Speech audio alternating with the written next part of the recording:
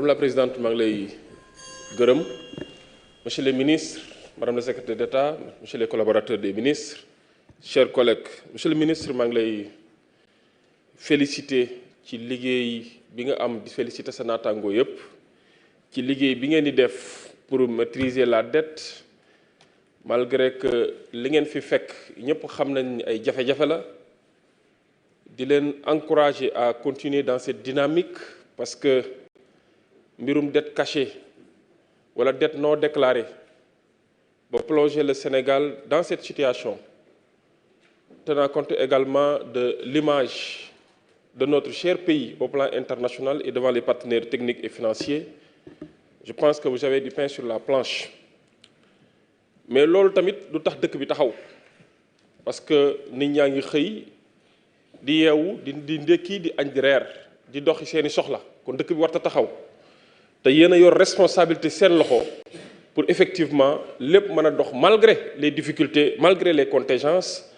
malgré tout ce que nous sommes en train de vivre et de connaître. Je vous en félicite, je vous encourage et sachez que vous aurez le soutien du Parlement, des députés pour effectivement réussir tous les plans de redressement que vous avez eu à élaborer au grand bonheur du peuple sénégalais. Monsieur le ministre, parlant de dette, bëgg naa nga ñëw ci laaj naa ko en commission taxawoon naa fi plénière laaj ko mais ba tey tontuwuñ ma ci aw ma ci réponse te dinaa continuer di ko laaj tant que duma ci am réponse dinaa continuer di ko laaj parce que mbir mu ñu soxal la xam nga par définition classique bu ñu naan dette dañ naan la nga àbbi Sénégal soxla na xaalis dem na sur le marché international le marché financier wala dem na auprès de partenaires techniques et financiers pour ñu lebal ko xaalis mu def ay offre de garantie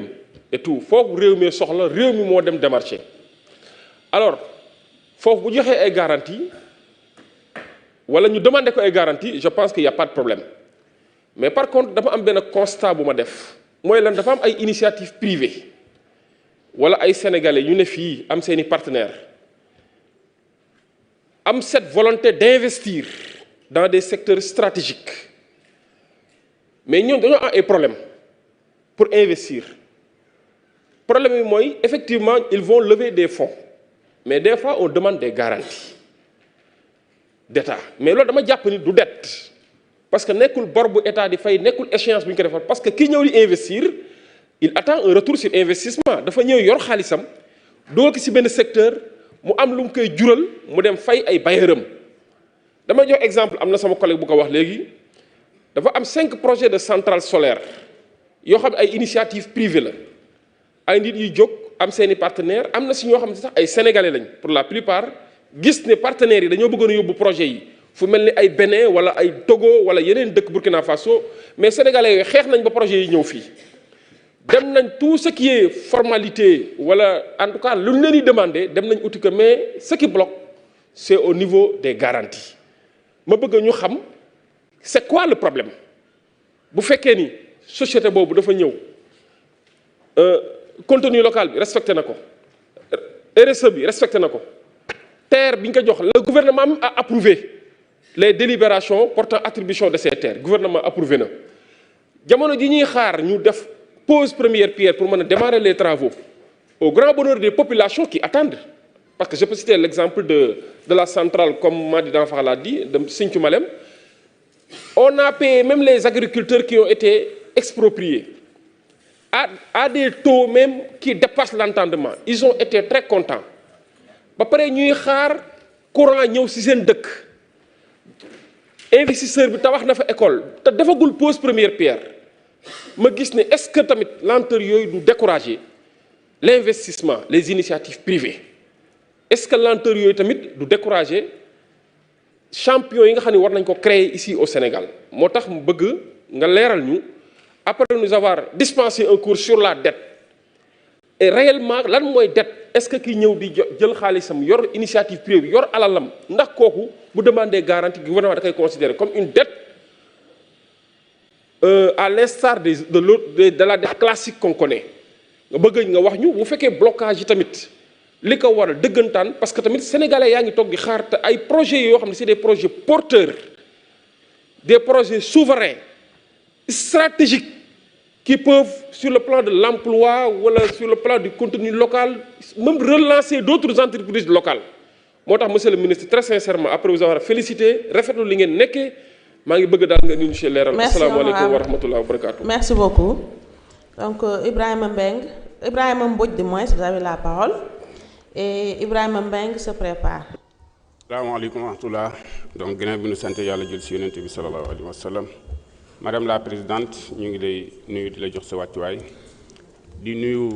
monsieur le ministre de l'économie du plan et de la coopération di nuyu également monsieur le ministre des finances et du budget di nuyu aussi madame la secrétaire d'État chargée des relations avec les institutions. Monsieur le ministre depuis indépendance ba léegi wala depuis plusieurs décennies l'économie sénégalaise est extravertie donc est portée par le secteur tertiaire. Donc parfois da ngay am ay taux de croissance yoo xamante ni même à 2 chiffres mais du impacter réellement sur le panier du ménager ou bien de la vie quotidienne des Sénégalais.